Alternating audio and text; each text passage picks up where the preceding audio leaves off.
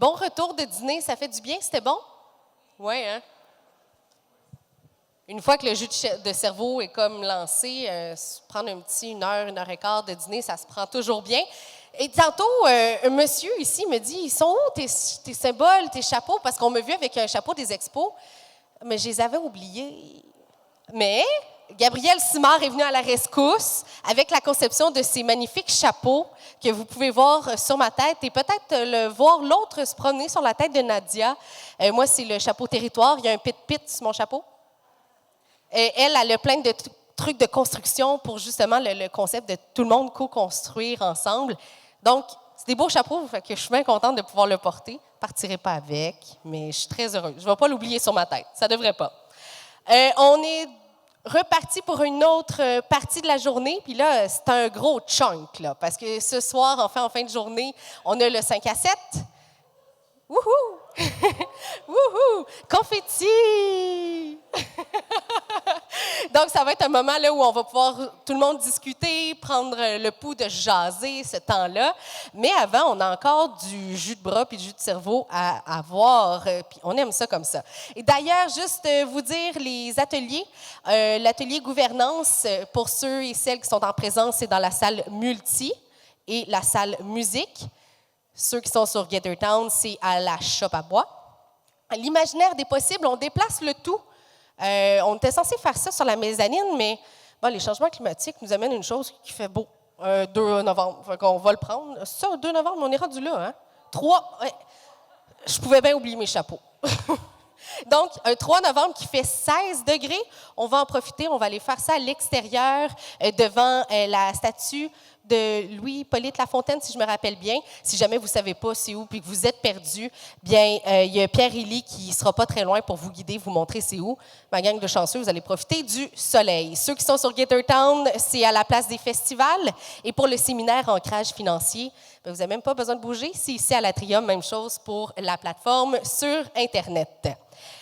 Un panel constitué de femmes. Moi, j'aime ça. Moi, je suis contente de ça. Des femmes en politique, ça en prend pas mal plus. On aime ça comme ça. Vous allez les voir discuter de sujets super intéressants. Je les entendais encore une fois tantôt se parler. Puis là, ils sont comme « oh, blablabla ». C'est super cool. Vous allez voir, c'est super intéressant. Il va y avoir Mme Évelyne Baudin, la mairesse de Sherbrooke, Mme Geneviève Dubois, mairesse de Nicolet, Mme Madeleine Lefebvre, conseillère municipale à Maniwaki. Ce panel sera animé par nul autre que Isabelle Lisée et Nathalie Simard d'Espace Muni.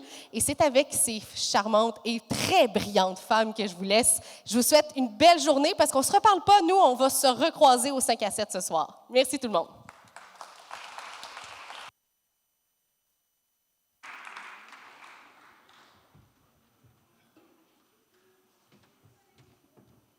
Allô, Nathalie? Tu me réponds pas? Alors, mesdames, joignez-vous à nous. Allô, Isabelle? Allô, Nathalie? Et vous allez bien? Super. Vous allez avoir du beau jus de cerveau, comme a dit notre animatrice il y a quelques secondes cet après-midi. Nathalie, je te laisse commencer. Oui, on se lance déjà. Donc, on va laisser nos panélistes se présenter elles-mêmes. Puis, avec la première question, donc, je vous demande bien sûr de vous présenter, mais de nous dire pourquoi vous vous intéressez comme élu au développement des communautés. Puis peut-être commencer à nous dire un peu comment vous le faites chacun dans vos milieux. Donc, je vais commencer avec vous, Mme Dubois. Merci beaucoup. Donc, bonjour tout le monde. Je vais en profiter. J'ai vu des élus aussi, conseillères municipales, maires, mairesses, donc considérez-vous salués. Geneviève Dubois, en fait, moi, j'ai travaillé longtemps à la direction d'organismes communautaires. J'ai travaillé aussi dans un pôle d'économie sociale.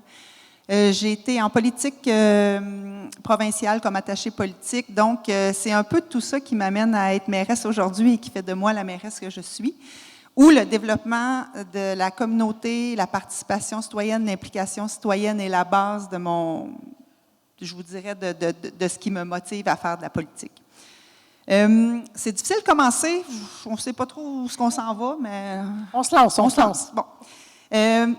J'avais comme 5 valeurs qui m'habitaient puis qui, je pense, qui décrit bien comment je contribue au développement de ma communauté. Bien, l'écoute, premièrement, l'écoute des citoyens, l'écoute des partenaires pour vraiment entendre les besoins de ce qu'on souhaite collectivement, parce qu'après tout, on vit dans la même communauté. L'agilité, je trouve que c'est le palier municipal le plus agile, la politique municipale. Donc, ça nous permet de survivre et de bord rapidement en fonction de ce qui se passe. D'ailleurs, la pandémie, puis on pourra y revenir tantôt. Bien sûr. La pandémie a été une crise, mais a été une magnifique opportunité de travailler ensemble. L'humilité, ça se perd un petit peu en politique parfois, mais c'est quelque chose de très important de respecter l'expertise de chacune de nos partenaires. L'ouverture aussi, d'être capable d'entendre, puis de voir, puis d'accepter ce qui se fait. Il faut la volonté politique. Je pense qu'à partir du moment où on travaille à une vision claire, à une volonté politique, c'est beaucoup plus facile de travailler au développement de notre communauté. Collaborer, bien sûr, avec toutes les parties prenantes. Moi, je viens de terminer une tournée des OBNL chez nous. Je suis allée les voir chacune, pour voir qu'est-ce qui se passe, comment ils ont passé au travers de la pandémie. Est-ce qu'il y a des nouveaux besoins qui ont apparu? Est-ce qu'il y a des nouvelles collaborations aussi qui se sont développées? On pourra en reparler. Et je jasais ce midi, je termine là-dessus, je jasais ce midi avec des anciennes collègues et chez nous, à Nicolette, dans MRC, mais aussi au Centre du Québec, on a mené une action concertée parce qu'il reste que la force qu'on a, c'est de le faire ensemble. Et en 2018, on avait créé un grand rassemblement politique pour challenger nos candidats, candidates de l'élection provinciale. Et un de nos thèmes était le rehaussement du financement de nos organismes communautaires au Centre du Québec. Et parce qu'on y a tous travaillé ensemble, les 5 MRC du Centre du Québec, c'est 1,1 million qu'on est allé chercher. Puis là, je vois M. Grondin qui est dans la salle. 1,1 million qu'on est allé chercher pour nos organismes communautaires centricois. Donc, je pense que c'est le fun de se concerter, c'est le fun d'en parler, mais c'est aussi le fun de passer à l'action. Merci beaucoup. Madame Baudin, je pense que ça sera à vous. Bonjour tout le monde, je suis très heureuse aujourd'hui de venir parler d'une de mes passions dans la vie, le développement des communautés. Je dirais que le développement des communautés est entré dans ma vie sans que je sache que ça s'appelait comme ça. J'étais présidente d'un comité citoyen de mon quartier où j'avais grandi. Puis, je me suis présentée aux élections une première fois comme conseillère municipale. Je n'ai pas été élue. J'ai contribué à fonder un mouvement citoyen, puis ensuite un parti politique, qui est le parti dont je suis la chef aujourd'hui, Sherbrooke Citoyen. J'ai été élue ensuite comme conseillère municipale, puis ensuite mairesse, donc un mandat comme conseillère et depuis 1 an à la mairie. Et je m'étais impliquée aussi dans toutes sortes de choses. Il y a des gens dans la salle que je connais de mes différentes implications. Puis j'avais envie, plutôt que de vous parler de moi, mais de vous parler de Sherbrooke, parce que il y a quand même des particularités. On fait pas la même, c'est pas la même approche faire du développement des communautés dans une grande ville comme Sherbrooke, ou à Maniwaki, ou à Nicolet, ou dans tous les territoires où vous évoluez, chacun et chacune d'entre vous. À Sherbrooke, on a, on a le quartier, qui est informel, qui n'a pas de frontières administratives définies. Ensuite, on a le district électoral, qui est plus grand que le quartier. Avant, quand j'étais conseillère municipale, c'était le district du Carrefour que je représentais. J'avais défini mes propres communautés à l'intérieur de mon district. Il y en avait environ 7. Et ensuite, il y a l'arrondissement. Il y a très peu de villes au Québec qui ont des arrondissements. Montréal en a, c'est assez connu, mais Sherbrooke aussi a des arrondissements. Et ensuite, il y a la ville. Donc ça, c'est la réalité. Je vais quand même garder du stock pour la suite. Mais je vous dirais que quand on parle de développement des communautés dans une grande ville comme Sherbrooke, le défi, c'est de construire et de faire vivre plusieurs villages à l'intérieur d'une grande ville. Super, merci beaucoup. Donc, je passe la parole à Mme Lefebvre. Vous allez voir, on a essayé de diversifier les territoires. Oui, bien tout d'abord, merci pour l'invitation, puis merci d'être présent tout le monde. C'est vraiment un privilège là, pour nous toutes de pouvoir échanger avec vous cet après-midi. Madeleine Lefebvre, je suis conseillère municipale à la ville de Maniwaki. Et puis, donc, développement des communautés, un peu comme disait la mairesse de Sherbrooke, j'ai commencé à m'impliquer dans le développement communautaire avant même de savoir ce que c'était ou sans savoir exactement ce que c'était ça.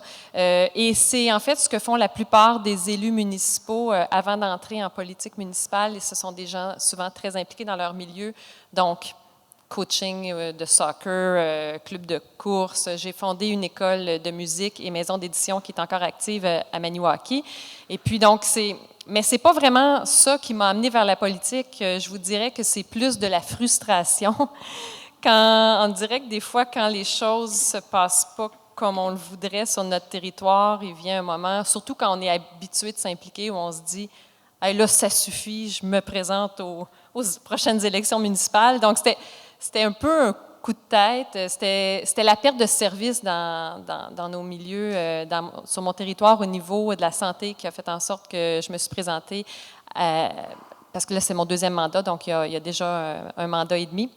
Et puis, où je m'en allais avec ça, c'est qu'il y a des enjeux qui sont propres au petit milieu, puis je suis contente d'être sur ce panel pour pouvoir les représenter. Je suis aussi étudiante au doctorat en sciences sociales à l'Université du Québec en Outaouais, et mon doctorat, ma thèse, porte sur le rapport qu'ont les élus des petites municipalités du Québec. Petite municipalité, là, il a fallu le définir pour le terrain d'études, là. On l'a fixé à 5 000 habitants et moins, mais 5, 6, 7, peu importe, là, petit milieu. Mais les municipalités de 5 000 habitants et moins, c'est quand même 83 des municipalités du Québec. Puis on a tendance à l'oublier parce que c'est 15 de la population, mais c'est la majorité, la très grande majorité des élus au Québec sont des élus dans des petites municipalités. Donc, je m'en viens un petit peu porter leur voix, parce que par ma thèse, là, j'ai eu la chance d'en rencontrer 24, un petit échantillon, vous direz, c'est sûr, mais quand même, quand on passe 24 fois 1 heure à poser les mêmes questions à des gens, je vous dirais que même après 10, on commence à avoir des choses qui reviennent. Donc, c'est le message que je viens vous porter aujourd'hui. Vous, acteurs du développement des communautés, j'espère pouvoir échanger avec vous puis que ça soit fructueux pour qu'on puisse... Il y a des ponts à créer. Il y a beaucoup de ponts à créer entre le milieu municipal puis le milieu du développement, le milieu communautaire, entre autres. Donc, c'est pour ça que je suis heureuse de contribuer au panel aujourd'hui. Merci beaucoup. On est très heureux d'être avec vous. Déjà beaucoup de choses qui ont été nommées dans cette première question. On aurait pu continuer, je pense, plusieurs minutes encore, mais il y a d'autres questions qui nous habitent, qui habitent la salle aussi. Je dirais toutes sur la question, et on en a parlé ce matin, on en a parlé depuis le début de la semaine, en fait. On parle de participation citoyenne, mais au-delà, on parle de consultation aussi. Mais au-delà de ça, quels sont vos trucs, vos moyens, vos projets pour favoriser cette participation citoyenne-là? Je commence? Bien sûr, allez-y. D'accord. Moi, parce qu'on a discuté des questions avant, c'est un peu orchestré. Non, c'est pas vrai. C'est pas orchestré, mais tu sais, on a eu la chance d'y réfléchir. Puis au début, je me disais, bien, tu sais, je vais essayer de présenter ce qu'on fait d'intéressant à Maniwaki, évidemment. Donc, oui, on est dans la mouvance, je pense, comme la plupart, ou je l'espère, mais je le sens, la plupart des municipalités au Québec, on est dans la mouvance pour essayer d'en faire plus au niveau de la participation citoyenne. Puis on disait ce matin, il faut dépasser la consultation, là, mais tu sais, l'implication, l'inclusion des citoyens dans nos actions. Sauf que je pourrais vous présenter ce qu'on fait, aller sur le terrain, inviter les citoyens à venir sur nos comités, etc. Mais je me disais, non, je n'ai pas envie de présenter Maniwaki nécessairement comme un modèle parce qu'il y a tellement à faire. Fait que j'aimerais vous dire, on fait très peu et plutôt mal. Donc, mais c'est vrai. Avec toute la bonne volonté qu'on a, les élus ont beaucoup de bonne volonté, mais on part de loin, là. Il y a toute une culture à changer. Puis je ne suis pas venue ici pour vous dire « Ah, mon Dieu, qu'on est bon, puis c'est donc bien merveilleux dans mon milieu. » Pas vraiment, non. Puis vous le savez parce que vous essayez, vous aussi, d'entrer en relation avec des élus, puis ils ne sont peut-être pas là, ou vous avez l'impression que vous ne parlez pas le même langage. Et vice-versa, là. Donc, on a beaucoup à faire. Et même si on essaie d'avancer, je peux vous dire qu'il y a des inconforts. On est élu, puis je vais parler, pas nécessairement mon nom personnel, mais il y a un pouvoir qui vient avec ça. Là, le partager, il y a des risques. Écouter les citoyens, ça veut aussi dire entendre des gens se plaindre. Est-ce que ça va déraper? Est-ce que ça va retarder les projets? Nous, on a des horizons de 4 ans, on veut faire avancer les choses. Bon, là, j'ai un discours vraiment plate, là, mais j'essaie d'être concrète puis vous dire, bien, Maniwaki, on ne fait pas mieux qu'ailleurs, mais on doit faire mieux. Puis je pense que c'est en se disant les vraies choses qu'on va réussir à avancer petit à petit vers des pratiques qui... Certainement que mes collègues qui sont dans des villes où est-ce que plus d'habitants, plus populeuses, ont peut-être des pratiques un petit peu plus développées à ce niveau-là, mais je peux vous dire que dans les petits milieux, puis c'est pas parce qu'on est arriéré dans les petits milieux, là, on va se dire, non, mais on va se dire les vraies affaires, c'est 2 mondes. Nous, on est des élus à temps partiel et notre appareil municipal, souvent, c'est 2, 3 employés. Okay? Fait que c'est complètement différent. Donc, si on veut avancer avec 83% des élus du Québec, il faut être conscient de cette réalité-là, qui est vraiment différente de celle qu'on peut vivre dans les villes plus populeuses. Et pourtant, les enjeux sont les mêmes.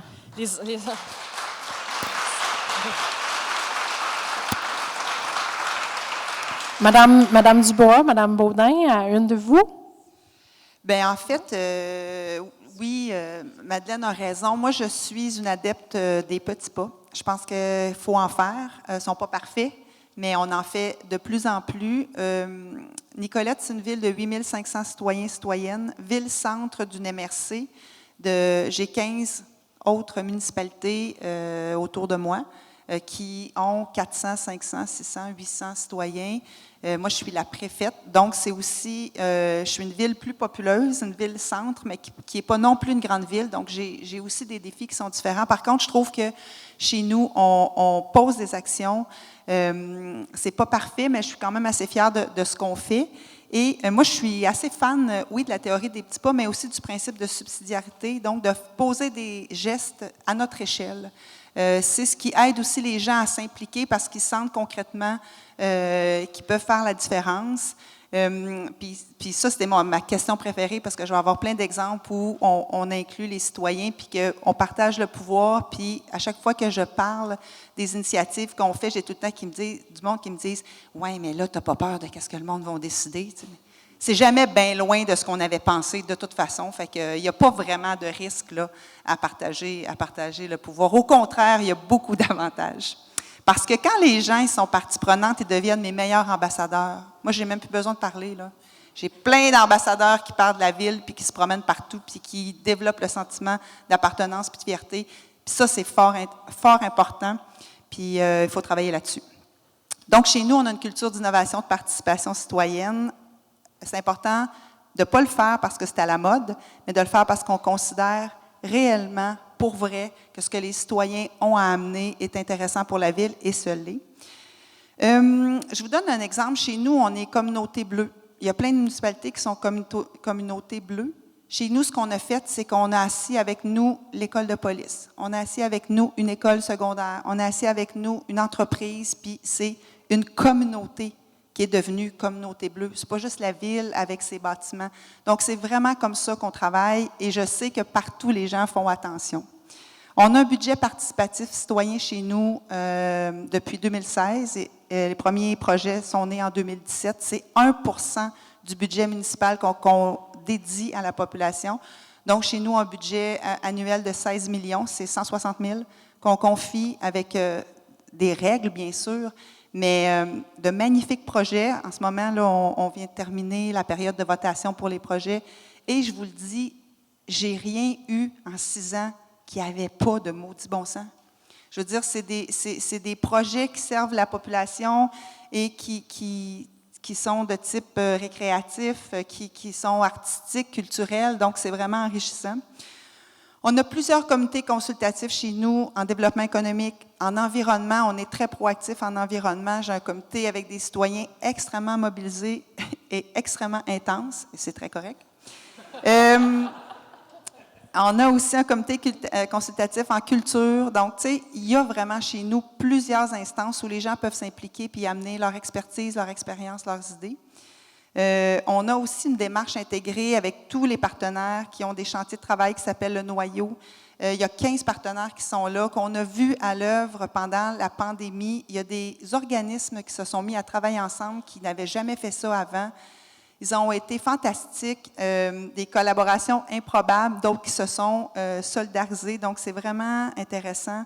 Je pense que de mettre tous ces gens-là ensemble, ça nous rend plus forts. Et chez nous, c'est comme ça qu'on travaille. Et une des initiatives, je pense, qui est peut-être la plus innovatrice, je dirais, et la plus fragile en même temps, parce qu'elle est aussi portée par des humains. Madeleine le disait, on change aux 4 ans. Parfois non, mais je veux dire, il y a quand même ce risque-là. Et comment on peut faire en sorte que les initiatives qu'on met en place ne soient pas portées uniquement par les humains qui sont là, mais que les initiatives demeurent et que la philosophie, que la culture demeure. Il faut que ça soit articulé autour d'une vision. Et chez nous, à la MRC, on est 16, je vous l'ai dit. Nicolette, c'est la ville-centre. En MRC, ça marche en quote-part. Je ferai, comme Evelyne, je n'irai pas dans le détail avec ces arrondissements, mais moi, là, ma population puis ma richesse foncière, ça représente à peu près 33 de la facture. Fait que moi, à chaque fois qu'il y a une dépense, je paye 33 de la facture. Mais les revenus qui viennent du Fonds Région Ruralité sont divisés en 16 parts égales.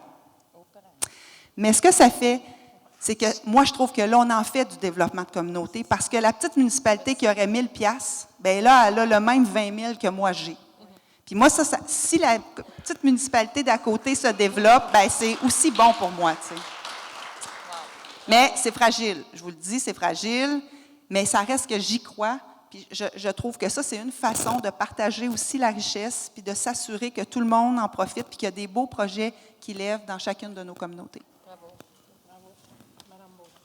Oui, je connais moins la réalité. T'sais, à Sherbrooke, on est une ville MRC. Fait que je suis mairesse et préfète, mais ça n'arrive jamais que je me fais dire « Bonjour, Madame la préfète ». C'est ça. Je voulais rebondir quand même, tu sais, quand on dit que c'est tellement différent, la réalité des élus municipaux dans des petites villes, puis, tu sais, juste, il faut vraiment en prendre conscience de ça, là. Dans une grande ville, les élus municipaux sont amenés, comment dire, à se professionnaliser. Ça devient leur emploi à temps plein d'être conseiller municipal. Puis, ça implique toutes sortes de choses. Quand j'étais conseillère municipale, avant, je représentais peut-être 12 000 personnes. J'étais une élue pour 12 000 personnes. Je vous disais à peu près 7 communautés. Tandis que, tu sais, dans une ville, quoi, Maniwaki, tu as dit 3 500? 3 800. 3 800, désolée. Donc, tu sais, 3 800, ils ont un conseil municipal de 7 personnes. Puis, on dit, tu sais, dans les grandes villes, il y a plus de moyens. Elle disait, on a 2-3 employés. Nous, c'est plus pas comme... à Maniwaki. À Maniwaki, c'est plus gros que 2-3 employés. OK. Mais... Dans certains petits villages, ça va être 2-3 employés. À Sherbrooke, c'est au-dessus de 2000 employés. Mais, mais après ça, fait que là, on se dit, ah, ben là, plein de monde, hein? Ouais. Fait que ce qui se passe dans les villes, c'est que les gens se disent, ah, ben je paye pour avoir mes services. C'est une grande ville qui a beaucoup de moyens. Vous avez un budget d'au-dessus de 350 millions de dollars. J'ouvre la bouche, mettez de la nourriture dans ma bouche, tu sais. Ça, c'est ce qu'on voit beaucoup dans les grandes villes. Tandis que moi, j'ai déjà eu, j'ai une de mes amies qui a été directrice de CPE à, oh mon Dieu, comment ça s'appelle? Matagami. OK. Parce que là, Maniwaki, Matagami, c'est comme eu un glitch dans ma tête. À Matagami, puis, un moment donné, il fallait repeinturer le CPE. Bien, c'était comme qui est volontaire, toute la gang, on se ramasse, on va repeinturer le CPE. À Sherbrooke, ça, c'est tough, là, faire des affaires de même. Tu sais, juste à côté de Sherbrooke, à Compton, il y a le marché public de Compton. Les Comptonales, il faut vraiment, tu sais, c'est vraiment le plus haut au Québec. Il faut que vous ayez voir ça. Désolée pour les gens de Racine. Racine aussi, c'est vraiment très haut. Il y en a plein d'autres, là. OK, bon, je ne voulais pas faire de drame. Mais à Compton, là, moi, je suis allée au marché public, j'en revenais pas, là. Tu sais, ce qu'ils ont été capables de faire, on n'est pas capable de le faire à Sherbrooke parce que le parc dans lequel ça se passe, là, c'est un parc qui appartient même pas à la ville. Ça appartient au Club des Lions. Le parc appartient carrément pas à la ville. Là, après ça, ils ont décidé qu'ils faisaient comme des kiosques en bois, des passerelles. Il y a des volontaires qui vont là, comme donner du temps. Là, nous, l'École bleue, ils ne trippent pas là, quand on dit à des volontaires d'aller faire de l'aménagement dans les parcs. Là. Bien, c'est ça. Non seulement ils ne trippent pas, ils nous poursuivent. Donc, c'est vraiment un contexte différent. Puis, c'est un défi aussi dans les villes, même si on a plus de moyens, même si on a plus d'argent. Le défi qu'on va voir, nous, en développement des communautés, par exemple, c'est que le poste, tu sais, on a une division de la vie communautaire. C'est sûrement qu'il y a ça dans, je sais pas, à Rosemont et compagnie. Là. Il y a une division de la vie communautaire. Mais le poste qui s'occupe là, du développement d'un quartier, d'un secteur, puis je ne suis même pas un quartier, là, ils sont à la grandeur d'un arrondissement au complet. Là, fait qu'ils ont facilement une vingtaine de communautés à s'occuper là, pour une personne. Puis, c'est un poste d'entrée à la ville. C'est technicien en loisirs. Fait que cette personne-là, elle entre à la ville-là. Puis, après ça, ben, si elle est bonne dans ce poste-là, qu'est-ce que vous pensez qui va arriver? Elle va monter à un autre poste, puis elle va monter à un autre poste dans la ville, ce qui fait que le poste d'entrée, bien, il y a du roulement. Puis, je ne sais pas si vous avez écouté à Penelope McQuaid, il y a, je ne sais pas, peut-être un mois ou deux, ils ont parlé des hyper-voisins à Paris. Est-ce qu'à main levée, hyper-voisins? Non? Personne? OK, une personne, yes! Fait que, j'ai parlé avec Patrick Bernard, OK, les hyper-voisins à Paris, parce qu'ils ont eux aussi des défis en développement des communautés à Paris. Ils ont ciblé un quartier d'une quinzaine de rues. Déjà, ils peuvent cibler un quartier d'une quinzaine de rues puis le traverser en 3 minutes à pied parce qu'il y a de la densité. OK? Ils ont ciblé ça, puis ils ont développé un ami du quartier, qui est une personne employée qui est juste dédiée à ça. Fait que, moi, il y a 2 ingrédients que je pense là-dedans qui sont fondamentaux, puis qu'on a de la misère, c'est de cibler un territoire défini qui doit être restreint et avoir une permanence. Parce que la mobilisation citoyenne, c'est beau, quand on est dedans, c'est le fun, on pense que ça va durer tout le temps. Mais les personnes, il faut les soutenir, ces gens-là. Il faut une certaine permanence à ça, si on veut que les gens ne se brûlent pas, puis qu'ils continuent, puis que, de toute façon, les gens, des fois, ils déménagent aussi, il y a toutes sortes de choses qui peuvent arriver. Fait que 2 ingrédients que moi, j'ai identifiés à travers mes discussions avec Patrick Bernard, puis si vous allez écouter ou si vous documentez ça, les hyper-voisins, un territoire restreint, puis une permanence. Puis je vous dirais que dans les 2 cas, c'est pas encore top, disons, à Sherbrooke ou ailleurs. Intéressant, oui. Je vous invite à garder le micro, Mme Baudin, ça va être vous qui va aller débuter avec cette question. Vous avez compris, on a choisi quand même des personnes convaincues, hein? Des personnes qu'on n'avait pas besoin d'expliquer qu'est-ce que était le développement des communautés, qui comprenaient et qui étaient déjà convaincus. Donc, ma prochaine question, c'est, vous autres, en tant que convaincus, comment vous réussissez à convaincre vos autres, les élus que vous côtoyez dans vos municipalités, dans vos MRC, vos fonctionnaires? Donc, comment vous réussissez à contaminer les gens qui sont autour de vous pour les convaincre de travailler en développement des communautés? OK, je vais dire quelque chose qu'on n'entend vraiment pas assez souvent dans ma vie, je trouve, là, c'est que c'est tellement plus facile de changer des élus que de les convaincre, là. Pour vrai. Non, mais pour vrai!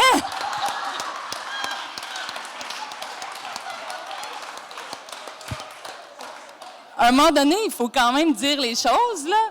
Vous avez le choix de vous brûler à essayer de changer quelqu'un ou bien vous changez la personne, tu sais, vous prenez une autre personne. Ça vaut aussi pour vos relations amoureuses en passant.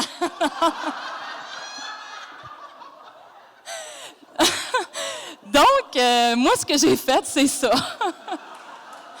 J'ai contribué à fonder un parti politique, puis je suis allée convaincre du monde que je leur disais c'était quoi pour moi être un élu ou une élue municipale, puis je leur disais, vous n'avez pas compris, là, changer le monde, c'est au municipal que ça se passe, embarquez avec moi, puis venez changer le monde avec moi.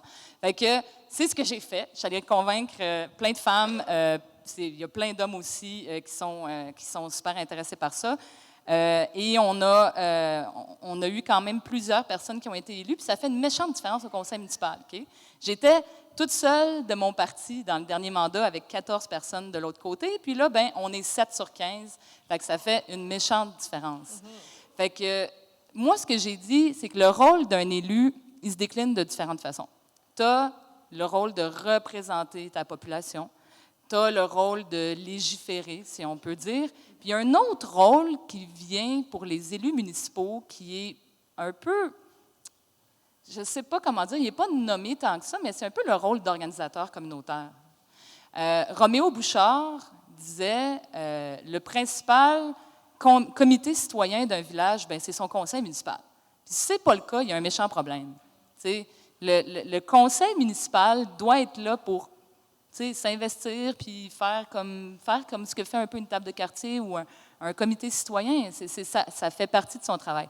À l'échelle d'une ville comme Sherbrooke, moi, ce que j'encourage les élus de mon parti à faire, c'est de s'investir d'un point de vue d'organisation communautaire.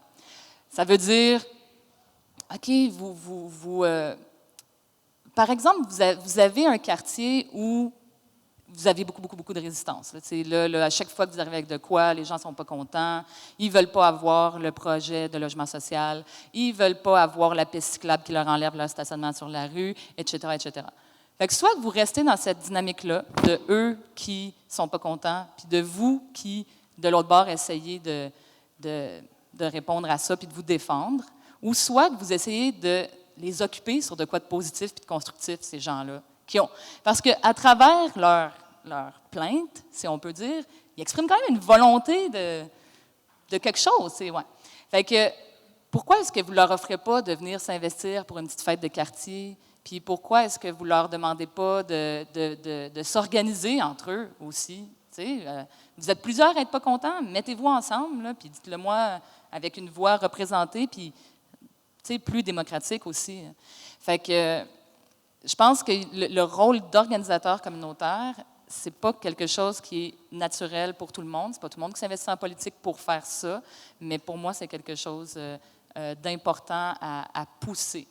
Mais pour ça, il faut quand même être réaliste par rapport à la charge de travail. Mais ça, là, je vous lance pas là, sur la rémunération, sur la charge de travail, mais c'est quand même dans la réalité du quotidien aussi de ces êtres humains-là qui occupent ces sièges-là.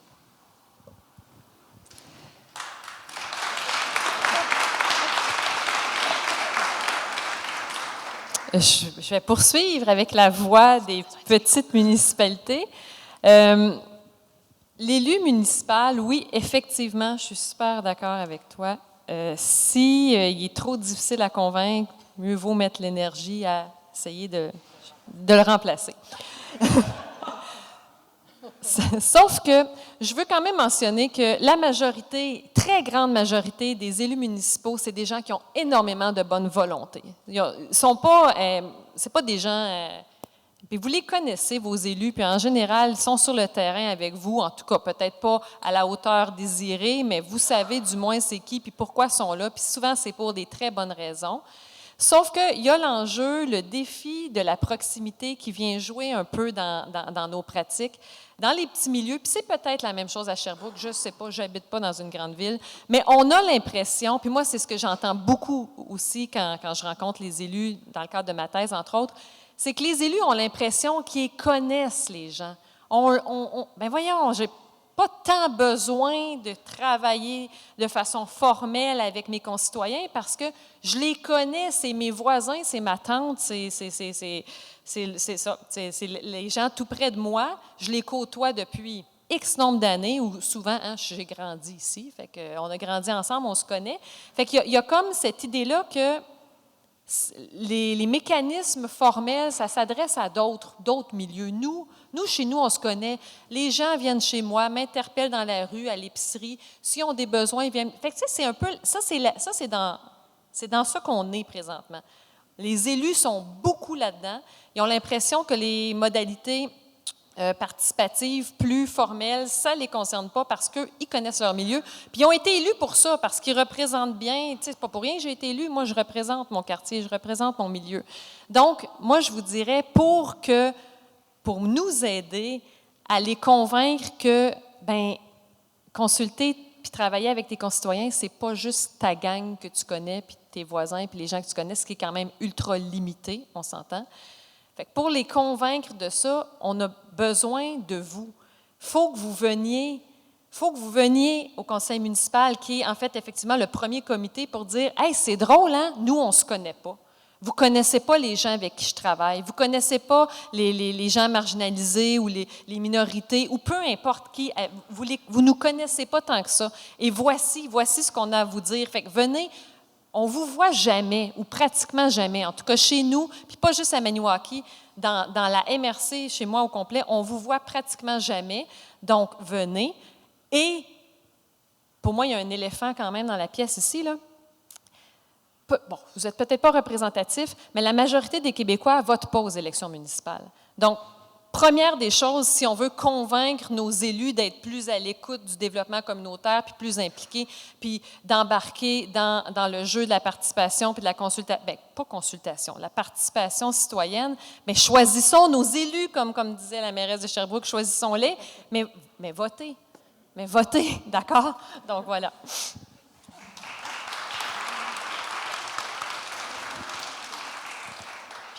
En plus de voter, venez quand on a des séances de conseil. Tu sais, moi, des fois, là, j'ai plus de journalistes que de citoyens. Tu sais, je comprends qu'ils sont satisfaits, là, mais à un moment donné, là, c'est le fun d'avoir un peu de public quand on... Hein? Sinon, des fois, je pense qu'il n'y a pas un chat. C'est pas rare, tu sais. Fait que venez. Puis les gens ont développé aussi toutes sortes de méthodes alternatives. On n'a jamais été, en tout cas, je vais parler pour moi, je n'ai jamais été autant sollicitée sur les réseaux sociaux, partout. Tu sais, les gens m'écrivent au lieu de venir au conseil où on peut adresser une question parfois qui touche plusieurs personnes. C'est que là, je me retrouve à régler 50 fois la même affaire. Tu sais. Fait que c'est très énergivore. Mais bon, ceci dit, un coup que vous avez changé vos élus, que vous avez mis à la porte les moins bons, les colons aussi, parce qu'il en reste. Ceux et celles qui restent. Moi, je reviens souvent avec le devoir d'exemplarité. Ça aussi, on ne le nomme pas souvent, mais le devoir d'exemplarité, pour moi, c'est important d'être cohérente aussi entre ce que je dis, ce que je fais, puis ce que je prône. Je pense que ça aide aussi, puis ça devient... Tu sais, comme on dit, plus qu'il y a de femmes en politique, plus qu'on a envie d'avoir... Comme femme, on se voit là, mais plus qu'il y a des élus qui sont cohérents, qui sont transparents, qui travaillent en participation citoyenne, plus qu'il y en a d'autres qui ont le goût de le faire. Fait que moi, chez nous, c'est un peu comme ça. On a des communautés de pratique aussi, entre élus à la MRC, où on partage des bonnes pratiques sur toutes sortes de thématiques. Autant de la densification que le rôle de l'élu, que la rémunération, ça préoccupait aussi des élus de plus petites municipalités. Donc, chez nous, on a ce partage-là et je pense que ça a un impact sur le fait d'en convaincre d'autres. Les crises aussi, faut travailler nos projets. On fait de la politique, puis moi, j'adore ça, faire de la politique. Puis c'est souvent, les gens vont dire, non, mais moi, je ne suis pas vraiment politicienne. Bien, si je ne suis pas vraiment politicienne, je vais aller faire d'autres choses. Bon, moi, je fais de la politique, puis j'aime ça. Puis je suis stratégique. Puis quand je travaille mes dossiers, j'ai travaillé en amont, puis je m'assure que le bon monde est convaincu, puis on fait le tour, puis on l'explique, puis on est transparent. Puis quand on arrive au résultat, bien là, je veux dire, tout le monde est concerné. Et nous, il y a eu la pandémie. Chez nous, on a eu des inondations, on a eu des pannes électriques. On a été très éprouvés dans les 5 dernières années, je vous dirais, là. Et la solidarité dans la communauté, autant on a parlé beaucoup du communautaire, mais tout le volet économique aussi, c'est important dans le développement de nos communautés. Les entreprises étaient présentes, les ressources étaient là parce que, ultimement, là, on partage tous les mêmes citoyens ou patients ou clients. Mais c'est tout le même monde. Puis on les partage aussi entre les différents paliers de gouvernement.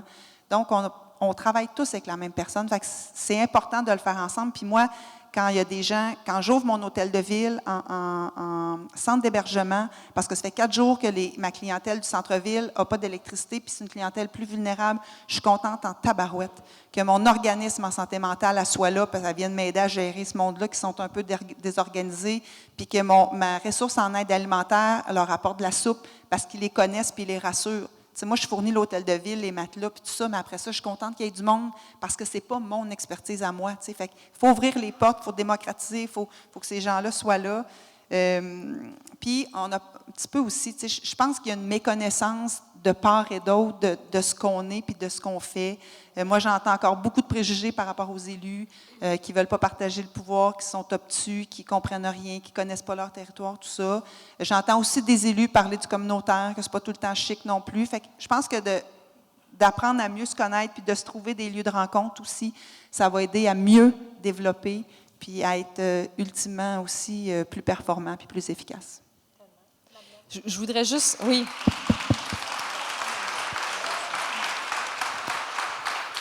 Je voudrais renchérir là-dessus parce que c'est vrai qu'on ne se connaît pas puis il y a des préjugés de part et d'autre. Fait que quand on disait, tu sais, venez nous montrer que la proximité a ses limites puis il y a des choses qu'on ne sait pas puis des gens, des réalités qu'on ne connaît pas, c'est vrai. Puis moi, je peux vous dire que d'après là, l'échantillon d'élus que j'ai rencontrés, quand je leur parlais du milieu communautaire, la première chose à laquelle la majorité des élus que j'ai rencontrés pensaient, c'était « Ah oui, eux, on leur donne des sous. » Fait que c'est vraiment un rapport asymétrique, parce que moi, dans le fond, mes questions portaient sur c'est quoi votre rapport aux connaissances, au savoir, à l'expertise du milieu communautaire. Et là, on me répondait « Oui, on leur donne des sous, on reçoit des demandes, on les aide, tu sais, on est fin, on les aide. » Mais je trouvais ça limité comme connaissance.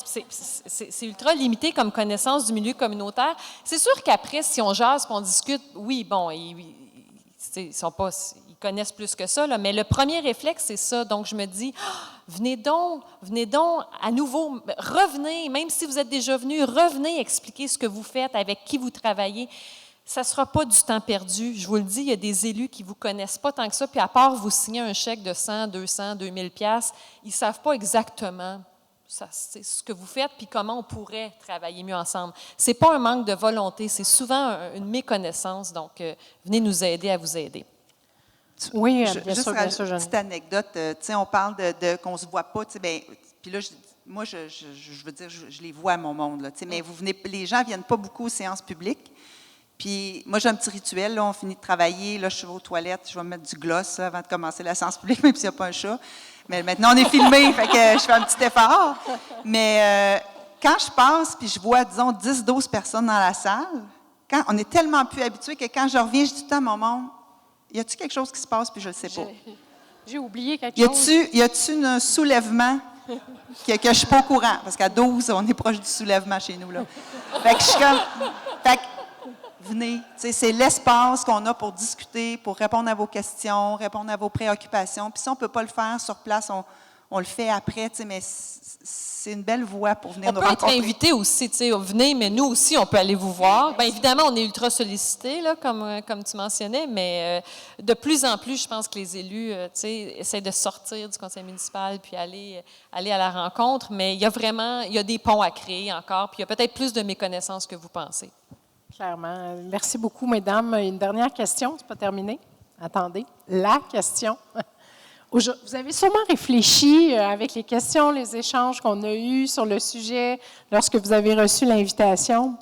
Au sortir de la salle cet après-midi, qu'est-ce que vous souhaitez? Quelle est votre vision? Qu'est-ce qui reste à faire pour vous? Comment vous vous projetez dans ce développement des communautés comme acteur j'oserais dire, important de ce développement de communauté-là? C'est une grande question quand même, hein? Madame Dubois? Oui, c'est moi qui me lance. C'est vous? Moi, je suis contente de constater que c'est réciproque. Donc, tout le monde a envie de travailler au développement de sa communauté. Tu sais, moi, personnellement, je pense qu'il faut toujours faire mieux. Il faut toujours se laisser inspirer aussi de ce qui se fait. Aujourd'hui, j'ai entendu des éléments qui se font ailleurs. Je trouve ça intéressant. Je sais aussi qu'il se passe des choses dans la salle. Donc, je pense qu'il faut... Moi, je repars avec mon désir de continuer à travailler, à continuer à impliquer les gens, à peut-être le faire mieux, peut-être le faire différemment, mais à continuer de le faire un pas à la fois, là. Bien, moi, je vais terminer ma thèse. C'est une farce. Oui, c'est ça. Non, mais j'ai le goût de reprendre des mots que j'ai entendus en atelier ce matin. C'était tellement stimulant. Vous êtes tellement des gens... Wow, tu sais, ça bouillonnait. Puis c'est Néné, ton nom, hein?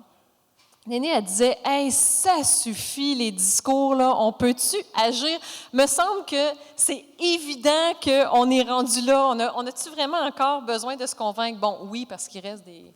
Je j'ose plus le dire, là, des non-convaincus, oui, c'est ça, mais j'aurais le goût de dire, moi, tu sais, je reviens galvanisée, puis j'ai encore plus, si je l'étais déjà, mais bon, j'ai envie de revenir à Maniwaki, puis dire, OK, ça suffit les discours, action, là. Est-ce qu'on va rencontrer un organisme? Est-ce qu'on crée un nouveau comité? Est-ce qu'on va plus loin dans telle action? Concrètement, puis on se donne un échéancier. J'en ai un petit peu assez, tu sais, on s'aime, puis on est bon, puis il faudrait travailler ensemble. C'est donc le fun de travailler ensemble. C'est des enjeux complexes, puis tu sais, c'est pas évident. Puis là, la crise climatique, hey, ça va, hein, on répète, là, on répète. Là, j'ai envie qu'on se donne un plan d'action, fait que ils m'aimeront pas à Maniwaki, conseil municipal lundi prochain, là, et voilà. Bon, si vous n'avez pas compris, je vous ai tous et toutes invités à vous présenter aux élections municipales. Alors, ça, c'est une chose. Il y a quelque chose qu'on n'a pas abordé, mais que je voudrais souligner, c'est que moi, je pense que l'action municipale est très différente en développement social et en développement des communautés. Pour moi, c'est deux stratégies distinctes qui se touchent, là, mais qui sont distinctes. C'est quoi la différence entre du développement social puis du développement des communautés? C'est le territoire. C'est pour ça, plutôt, que je vous disais, pour moi, il va falloir vraiment cibler des territoires. À Sherbrooke, on a des organismes qui militent pour les droits des personnes handicapées, droits des femmes, droits de ci, de ça. Je trouve que ce qui manque le plus, c'est vraiment de l'action de territoire vécu. Alors, il y a aussi autre chose qu'il y a au Québec, dans une ville comme Sherbrooke et sûrement ailleurs aussi, c'est qu'il y a eu des fusions municipales il y a 20 ans, cette année. Et ça a laissé des traces. Ça a fait en sorte que à Sherbrooke, bien, c'est des gens de Saint-Élie, de Bromptonville. Tu sais, Saint-Élie, Bromptonville, il y avait beaucoup d'agriculture. Ils se sentent un peu perdus dans la grande ville de Sherbrooke. Lennoxville, il y a une grande population anglophone. Ils se sentent eux aussi... Ils ne se reconnaissent pas tant que ça quand ils regardent le conseil municipal de Sherbrooke. D'où les arrondissements. L'importance d'avoir ce palier-là de gouvernement plus près, un vrai palier officiel, là, mais plus près, avec des compétences plus clairement orientées vers le développement des communautés. Ça, c'est ma vision à moi, Evelyne Baudin. Mais après ça, il faut que les 2000 employés en dessous, ils comprennent ça. Puis il faut aussi que tout le conseil municipal adhère, puis que la population comprenne à quelle instance s'adresser, dans quelle situation. Tu ne vas pas demander à ton conseil d'arrondissement, je ne sais pas moi, d'investir, d'acheter des nouveaux livres à la bibliothèque municipale, mais tu vas peut-être aller lui demander d'avoir une fête de quartier. Donc, il faut que tout le monde comprenne bien cette structure-là. Et donc, nous, ce qu'on souhaite faire, c'est un forum sur les services de proximité, qu'on va probablement donner un autre nom, mais réfléchir à ça. Est-ce que, puis Sherbrooke a eu aussi des séquelles du passé, de gens qui étaient là avant moi, qui ont diminué le nombre d'élus, puis qui ont aboli 2 arrondissements. Fait que c'est un peu comme si on décidait d'abolir 2 provinces canadiennes, là, comme ça, là. Mais à l'échelle d'une ville. Alors ça a laissé des traces. Et 20 ans après, c'est surprenant à quel point les gens parlent encore de avant à Saint-Élie, avant à Fleurimont. Alors, il faut à un moment donné qu'on crève l'abcès collectivement sur ça, puis qu'on réponde aux besoins. Les gens vont souvent nous approcher et dire « Moi, je veux que tu fasses telle chose ». Ils t'arrivent tout de suite avec une solution. Puis je trouve que notre travail, c'est souvent de les ramener vers leurs besoins, puis d'essayer de les amener à cheminer vers « On va tous trouver une solution ensemble, mais c'est quoi le besoin là, à l'origine ». Fait qu'il faut, je crois, se questionner sur comment on peut le favoriser, ce développement-là des communautés. Je crois que ça passe beaucoup par les arrondissements dans une ville comme Sherbrooke. Et donc, au bout du forum sur les services de proximité, ce que je voudrais, c'est une politique en développement des communautés. Avec quel objectif ultime? Pour moi, c'est le sentiment d'appartenance. Et le sentiment d'appartenance, c'est là que je flash mon livre. Fait que c'est un livre qui, malheureusement, n'existe pas en français encore. Peut-être que si on fait des demandes, ça va finir par arriver. C'est une sociologue américaine, Melody Warnick, This is where you belong, finding home wherever you are. Fait que c'est comment se sentir chez soi quelque part. Puis, le sentiment d'appartenance, pour moi, c'est ça le facteur de succès. Quand tu te sens vraiment partie de la communauté. Et elle identifie trois choses qui vont favoriser le sentiment d'appartenance. La beauté du lieu, OK? Tu sais, quand on dit de planter, tu sais, les ruelles vertes, tout ça, c'est pas anodin. Fait que la beauté du lieu, social offerings, fait que l'offre d'activités sociales, donc la possibilité de croiser ton voisinage et l'ouverture à l'autre. Donc, ces trois composantes-là pour favoriser le sentiment d'appartenance. Donc, le défi que je souhaite relever à Sherbrooke, c'est de favoriser le sentiment d'appartenance des gens, oui, à Sherbrooke, mais tu as le droit de te sentir à la fois Sherbrookois et Sherbrookoise et les Knoxvillois et Knoxvilloises, Florimontois. Tu sais, c'est pas en contradiction, là. Ça peut très bien cohabiter. Puis, je pense donc que ça doit être l'objectif. Après ça, j'ai eu la chance d'échanger avec elle en vue de la discussion qu'on a aujourd'hui, Mme Warnick. Puis, grosso modo, c'est peut-être là, je suis très scientifique, peut-être premièrement mesurer. C'est quoi le sentiment? Tu sais, on voit beaucoup des indices de bonheur. Moi, j'ai fait ma maîtrise là-dessus. Je vous ai comme épargné ce bout-là de ma vie. Mais des indices de bonheur ou bien le Bhoutan qui est adopté comme le bonheur national brut, peut-être que ça vous dit quelque chose. Mais j'ai pas vu beaucoup de choses sur le sentiment d'appartenance. Et est-ce qu'on pourrait, à la place de se comparer, de dire « Ah, le monde sont plus heureux à Sherbrooke qu'à Nicolet. » Tu sais, ça, on voit ça, là, des fois, là, comme des tops. Là. Mais est-ce qu'on pourrait plutôt mesurer les gens se sentent chez eux dans tel endroit ou tel autre endroit? Puis, la réponse à ça, ce ne sera pas de déménager quelque part d'autre, là. Tu sais, c'est pas comme je vais déménager. C'est ça, je ne vais pas déménager quelque part d'autre pour me sentir chez moi ailleurs. Parce que ça, c'est courir après le bonheur. Tu sais. Ce qu'il faut faire, c'est que les gens se sentent chez eux, là où ils sont. Et là-dedans, ce n'est que ça, des trucs. Elle a une liste comme de 10 trucs, là, acheter local. Elle dit de faire de la politique. C'est pas juste moi qui le dis. Elle dit connaissez le nom de vos voisins. C'est pas normal que si vous êtes sur le perron de votre maison, là, les maisons que vous voyez là, vous ne connaissez pas le nom des personnes qui sont là. Elle donne comme ça des trucs super concrets pour se sentir chez soi. Fait que c'est ce qui me guide, je dirais, dans les démarches à venir pour un forum sur les services de proximité, pour une politique en développement des communautés, puis pour que tout ça fasse des petits à Sherbrooke et peut-être ailleurs au Québec. Allez-y. Ça sera pas long. Oh, oui. 10 secondes sur qu'est-ce qu'on peut faire quand on va repartir d'ici. On peut minimalement travailler ensemble pour s'assurer que les autres paliers de gouvernement redescendent ce qu'il faut. Donc, une vision claire de ce qu'ils veulent sur plein d'enjeux, l'aménagement du territoire, le logement, parce que ça touche aussi les petites municipalités. Et on a beau être des gouvernements de proximité, là, je vais vous dire, on a des bons défis. Et ça, je pense qu'on peut s'assurer que l'argent descende dans nos municipalités, que ce qu'on a comme connaissances, parce qu'on est les mieux placés souvent pour parler de nos territoires, et vous êtes là avec vos expertises et on peut travailler ensemble pour s'assurer que ça revienne dans nos territoires. C'est une belle conclusion, je trouve, à nos échanges, vraiment. Les trois, vous avez été formidables, complémentaires, plein d'éléments qui reviennent. On aurait le temps pour une ou deux questions de la salle avant de... Oui, allez-y.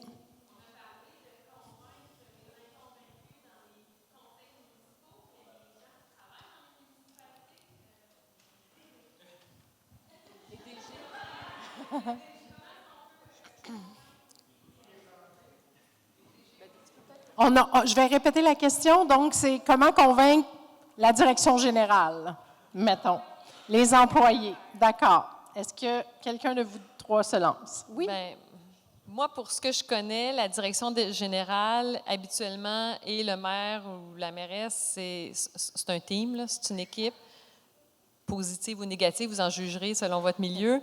Fait qu'un va pas sans l'autre, puis je pense que si on réussit à travailler avec le conseil municipal ou avec le maire ou la mairesse, bien, l'appareil municipal, normalement, va suivre, là, parce qu'il est sous l'autorité de, mais vous n'avez pas l'air convaincu, c'est pas votre expérience.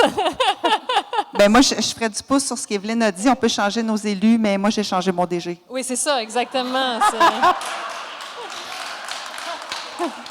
C'est souvent une question de personne, hein, dans Absolument. ce que vous avez dit. Là, il y a beaucoup la posture de vision personnelle. Madame et monsieur.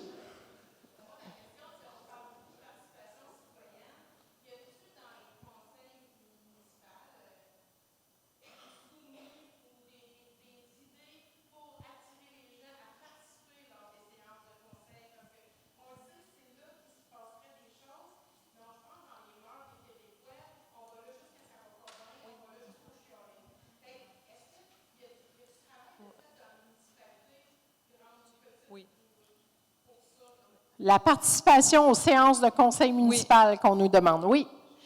Bien, à nouveau, moi, j'ai mille choses à dire, là, mais j'ai vu des choses, puis là, je ne parle pas seulement de Maniwaki, mais j'ai vu des belles expériences où on va tenir une séance, par exemple, à l'extérieur avec café, muffin, lunch. On va essayer d'attirer des gens, des façons comme ça. J'ai vu ces choses-là qui se sont faites, mais j'ai vu aussi, j'ai entendu des conseillers municipaux, des maires, mairesses me parler d'un lourd historique, d'un lourd passé difficile aussi. Il y en a qui ont eu des expériences assez intenses dans des villages, voir la bataille pogne, la police vient, ça fait folklorique un peu, là, mais c'est la réalité de certains. Fait que ça aussi, il faut comme avoir ça en tête, mais oui, il y a des initiatives qui se font pour à la fois, puis allonger la période des questions, rajouter des périodes de questions aussi, ça, on a le pouvoir de le faire, puis je pense que ça laisse plus de place aux citoyens qui viennent. J'ai vu même l'aménagement physique, tu sais. Des fois, au conseil municipal, de la façon dont c'est fait, on est comme sur une estrade, là, comme ici, puis on a l'air, nous sommes au-dessus, c'est ça. Fait que il y a des élus qui ont réaménagé ça pour être sur le même palier. Juste des trucs comme ça peut favoriser un petit peu la participation. Encourager les gens qui viennent, incluant les jeunes. Hein? Un petit clin d'œil. Un clin d'œil au maire d'Anjou. Voilà. La pandémie a aussi amené que chez nous, on s'est mis à filmer et à diffuser les séances en direct. Et j'ai beaucoup de monde, honnêtement, qui suivent ça en direct. Malheureusement, ils n'ont pas la possibilité maintenant de poser des questions, ce qu'ils pouvaient faire dans le temps de la pandémie, les envoyer, mais quand même, ils suivent l'actualité municipale. Donc, c'est une façon de démocratiser les séances publiques. Je pense qu'il faut encourager Nous, on va utiliser le terme participation publique pour ce qui est des séances du conseil municipal, les séances d'information, consultation, urbanisme, etc. À Sherbrooke, je n'ai pas l'impression que la clé pour le développement des communautés, c'est de venir assister au conseil municipal. Fait que je pense que ce serait probablement autre chose. Déjà, participer au conseil d'arrondissement, là, ils ont plus de problèmes des fois de motiver les gens et tout ça. Pourtant, c'est un milieu qui est plus facile. Nous, notre hôtel de ville, c'est un ancien tribunal. Fait qu'on accueille les gens dans le box des accusés. Fait que, oui, effectivement, c'est un peu austère, mais c'est super beau, là. Mais c'est ça. Fait que je pense que c'est une super bonne question. Mais tu sais, je pourrais partir longtemps là, sur comment on pourrait améliorer la participation publique. Mais je pense qu'en termes de développement des communautés, mais mettons, je dis juste une chose pour la participation publique, là, c'est nous, on observe une plus grande mobilisation quand c'est sur des enjeux précis et concrets aussi. Tu sais, les conseils municipaux, je peux comprendre que la madame qui a 3 enfants, à soir, c'est elle qui a la garde. Mais si on vient y parler, tu sais, si on lui dit, OK, viens-tu, je sais pas moi, un samedi matin, parler justement de comment rendre ton quartier plus agréable pour les enfants, ou moi, je trouve qu'on ne parle pas assez d'aménagement participatif. Tu sais, on parle beaucoup de budget participatif, mais moi, j'aime encore plus l'aménagement participatif. Fait que ça aussi, là, moi, j'ai jamais eu de problème de participation quand j'organisais une marche exploratoire. On a tant de milliers de dollars pour le parc. voulez-vous, tu sais, qu'est-ce que vous voulez pour les balançoires, qu'est-ce que, tu sais, ça, j'ai jamais eu de problème de participation pour ça, là. Est-ce que je peux ajouter un petit mot? Un petit Oui, dernier. il y a vraiment une question d'échange d'informations aussi entre... il y a déjà des regroupements qui existent sur les territoires, des tables de développement social, communautaire, etc. Fait que si vous communiquez, vous, ces tables-là, votre ordre du jour, les points qui sont abordés, tout en invitant des élus, peut-être que ça va les attirer et vice-versa. Quand nous, on communique aussi les points qui vont être abordés, parce qu'il y a des conseils municipaux qui sont assez plates, là. Fait que, et où ça ne sert pas à grand-chose de venir. Mais si l'ordre du jour est communiqué, puis vous voyez que, justement, il va y avoir un enjeu qui va être débattu, qui vous concerne, qui vous interpelle, bien, qu'il y a un échange d'informations entre les citoyens, les tables qui existent, les tables de concertation et le conseil municipal, de part et d'autre, qui peut permettre de favoriser la participation, à la fois vous venir et nous aller dans le milieu aussi. Merci infiniment, mesdames. Vous avez été vraiment inspirantes.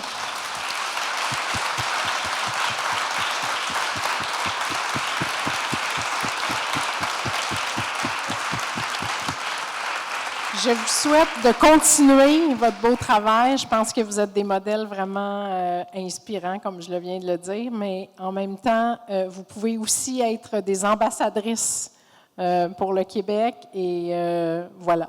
Merci beaucoup. Merci. Merci beaucoup. On est-tu 20 ans?